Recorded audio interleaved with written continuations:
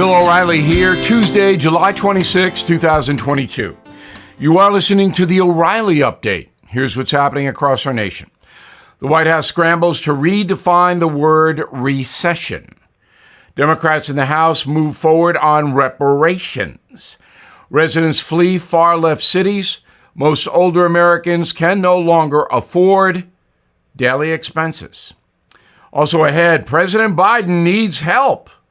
But first, the Biden administration attempting to redefine the term recession before more troubling economic data is released later this week.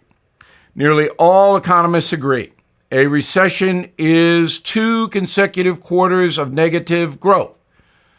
But the White House now says no. Biden's Council on Economic Advisors releasing a statement claiming the current financial situation does not technically qualify as a recession because there's low unemployment in the USA. Well, you can make the call.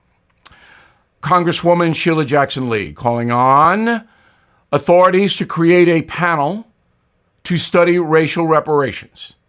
Said the Democrat, quote, "We need a commission to develop reparations proposals to redress and repair 246 years of slavery," unquote. Options, according to Ms. Jackson, include cash payments, debt forgiveness, housing subsidies, low-interest federal loans. Polls show 3/4 of the American public oppose reparations. A report from CNBC shows a record number of homeowners fleeing far-left areas. The worst housing markets in America in July: Detroit, Boston, Seattle, Washington, D.C., New York City, Los Angeles, and San Francisco. The Bay Area lost 9% of its total population in the last 2 years. Biggest factors for the exodus include high crime, cost of living. Most popular destinations to go to: Florida, Utah, Texas, North Carolina. A survey from the University of Massachusetts finds 52% of older Americans struggle to pay for basic necessities. Most adults over the age of 55 cannot afford essential items like groceries, rent, medication, transportation. Seniors are saving money by cutting back on former luxuries like travel and restaurants. A third of U.S. households have raided their savings to cope with rising prices. In a moment, is help for Joe Biden on the way? Right back. Things are tough in the USA right now. Gas prices up 59%, food prices up 10%, and have you taken a look at your cable bill recently? Some of us are paying more than $150 a month. That's why I am excited about the streaming platform Vidgo, V-I-D-G-O. Vidgo gives you the freedom to be entertained at a price you can afford. Vidgo has all my favorite live sports networks. They have a great choice of news programming, including The First, Newsmax, OAN, Fox News. Vidgo also has more than 100 channels of entertainment. All of that for just $59 a month for the base package, $79 a month for premium. You deserve the freedom to be entertained at a price you and your family can afford. So please sign up at vidgo.com/bill. Time now for the O'Reilly Update message of the day. Joe Biden needs help. The 1962 New York Mets were the worst Major League Baseball team ever. They lost 120 games, winning only 40. The manager, Casey Stengel, is said to have blurted out, "Can anyone here play this game?" The answer was no. The cabinet of President Biden is now channeling those Mets. Generally speaking, this is a collection of lazy sycophants who are advising an administration that is incompetent beyond belief. Here is the starting lineup. Leading off, Vice President Kamala Harris. Her favorite phrase is, "We're gonna work together." On what?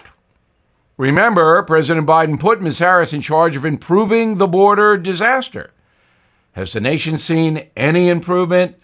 No. The vice president continues to research the root causes of illegal immigration.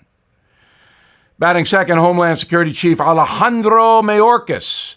He is directly responsible for border security. Alejandro is batting 0. No hits, no hope of getting a hit. Hitting third, Secretary of State Antony Blinken. He thought the U.S. exit from Afghanistan went well. Jeez. Batting fourth, the cleanup spot, Susan Rice, domestic policy czarina. So how's domestic policy at your house? Sorry to ask. Next up, Janet, inflation is transitory. Yellen, chief economic advisor to Joe Biden. We might need a pinch hitter here soon. The designated hitter, Transportation Secretary Pete Buttigieg. When the U.S. airline industry began to collapse because of corporate greed and incompetence, Pete was on maternity leave. He's now back in the Biden dugout and says he's mad at the airlines. Any federal action against them, Pete? No. Pitching for the Biden team is White House spokeswoman Karine Jean-Pierre. She throws a mean slider. Standard answer, I haven't seen that. I'll check. Let me get back to you. Is there bullpen help for Karine? No.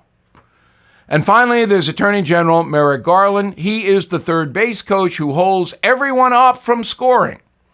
Merrick is hot on the trail of the Supreme Court leaker. He's bearing down, working hard. Can't be that many folks who had access to Judge Alito's file, right, Merrick? No rush. Also, Hunter Biden.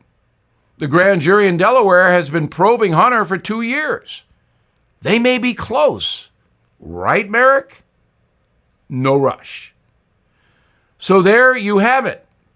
The Biden Dream Team.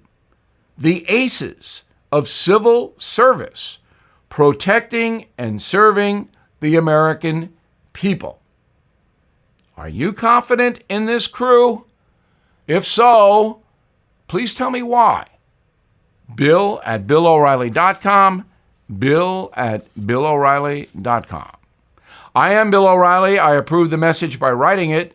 If you would like more honest news analysis, please visit BillO'Reilly.com. And I hope you check out my new book, Killing the Killers. In a moment, something you might not know. This advertisement is paid for by Lacuna Ventures, LLC. For terms and conditions, visit yourrights.legal. Attention!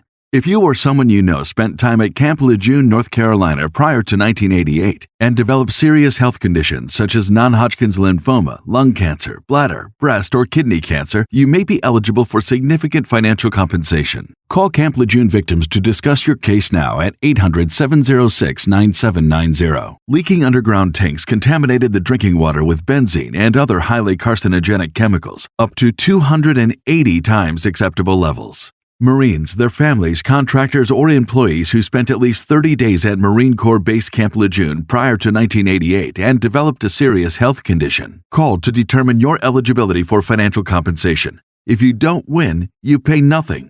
It's critical to take action and call now. 800-706-9790. That's 800-706-9790. Again, 800-706-9790. Now the O'Reilly Update brings you something you might not know.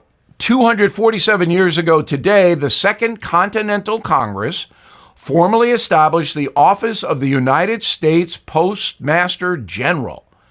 The first person charged with making sure the mail was delivered, Benjamin Franklin. Here is the story of the U.S. Post Office. In early colonial times, few Americans mailed letters to each other. Nearly all of the correspondence was between England and the USA. People who were born in England wrote letters to their families over there. Mail deliveries across the ocean were sporadic and took months to arrive. At the time, there were no designated post office in the colonies. Messages were dropped off at local taverns, then given to merchants bound for Britain. In 1753, Ben Franklin was appointed by the monarchy, the king in England, to improve the mail system in America. He immediately hired more riders, slashing delivery times in half. Good job, Ben. Then he invented the first postage rate chart, charging different fees based on distance and weight. Ben Franklin's system is still used today. In 1774, the British fired Franklin for his revolutionary activities. On July 26, 1775, Franklin was appointed Postmaster General of the United Colonies by the Continental Congress. Over the years, the mail system morphed into a transcontinental operation. By 1860, the beginning of the Civil War, the Pony Express delivered messages west of the Mississippi, but after 18 months, the Pony Express was wiped out by a new technology, the telegraph. Today, the USA has 50,000 individual post offices. The department delivers 200 billion letters each year to 150 million homes across the USA. The agency also serves citizens around the world in Puerto Rico, Guam, the Virgin Islands, and Samoa. The Postal Service is the nation's largest civilian employer, 500,000 full-time workers. The agency runs an annual deficit of $5 billion. Wow. And here's something else you might not know. Like the Pony Express, the post office, biggest enemy is technology. Email, killing the post office. Back after this. This is a special alert to all Americans who own a vehicle with less than 200,000 miles with an auto warranty about to expire or with no warranty coverage at all. Due to a decline in the economy, CarShield is announcing a low-cost month-to-month vehicle protection plan that is now available to the public to save any driver out-of-pocket expenses on future auto repairs. Call now to find out how you can pay almost nothing for covered auto repairs. Yes, you heard that correctly. Pay almost nothing for covered auto repairs. An open phone line has been established for all drivers to call for a free quick quote. Call 800-925-7584 now. Drivers who are covered will not have to pay for covered repairs again. This protection plan is at an all-time low. Additionally, drivers who activate this vehicle protection today will also receive free roadside assistance, free towing, and car rental options at no additional cost. Call us for your free quick quote today. 800-925-7584. That's 800-925-7584. What do you have to lose? Call 800-925-7584. Again, 800-925-7584. Thank you for listening to the O'Reilly Update. I am Bill O'Reilly. No spin, just facts, and always looking out for you.